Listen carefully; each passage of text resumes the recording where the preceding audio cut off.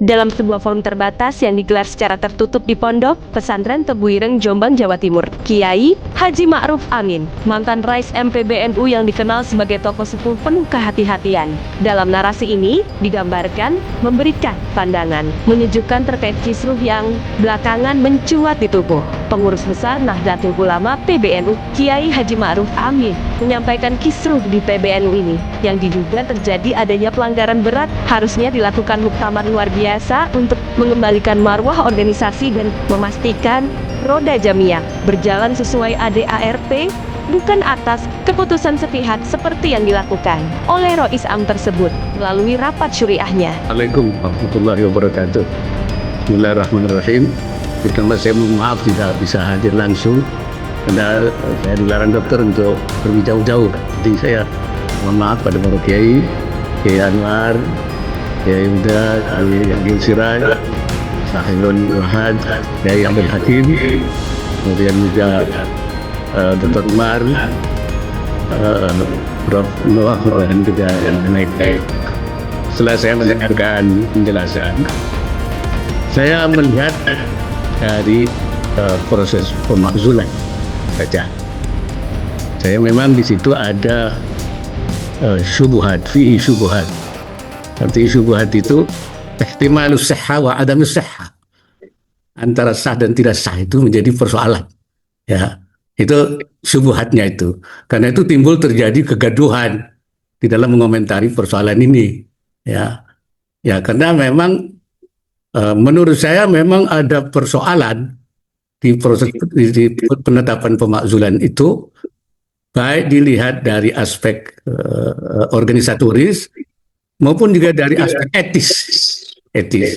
Dari organisatoris itu ada pasal yang mengatur pemakzulan tadi itu Rois Am dan Ketua Umum secara khusus di pasal 74 kalau tidak salah ya, bahwa muktamar luar biasa itu diadakan manakala Rois Am dan atau Ketua Umum, artinya Rois Am secara pribadi sendiri atau bersama-sama dengan Ketua Umum atau Ketua Umum sendiri dianggap melakukan pelanggaran berat terhadap anggaran dasar dan anggaran rumah tangga.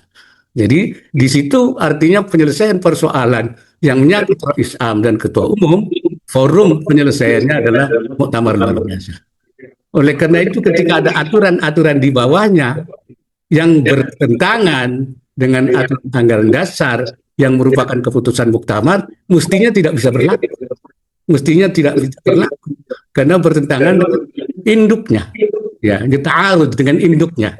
Di induknya bahwa penyelesaian Rais Am dan Ketua Umum adalah di muktamar luar biasa. Di sini tadi ada perpu dilakukan di pleno bahkan rapat syuriah. Nah, itu saya kira ada ta'arud. Maka mestinya yang di bawah itu kalah. Jadi menurut saya ada persoalan administratif, ada organisatoris yang menimbulkan timbulnya. Oleh karena itu saya kira masalah menurut saya. Nah, ini di satu sisi. Ya, secara organisatoris bermasalah dan bermasalah secara etis. Yang saya maksud secara etis, masalah NU itu sudah dipersempit pada pengurus, bahkan pada pengurus syuriah.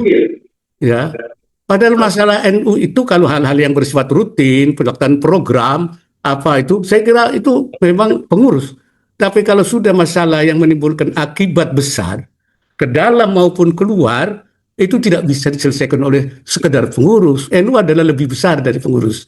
Karena itu, Hadratus Syekh Hasyim Asy'ari sendiri, kalau mengambil hal-hal yang penting dan yang mempunyai dampak luas, itu selalu mendengar para masyayikh.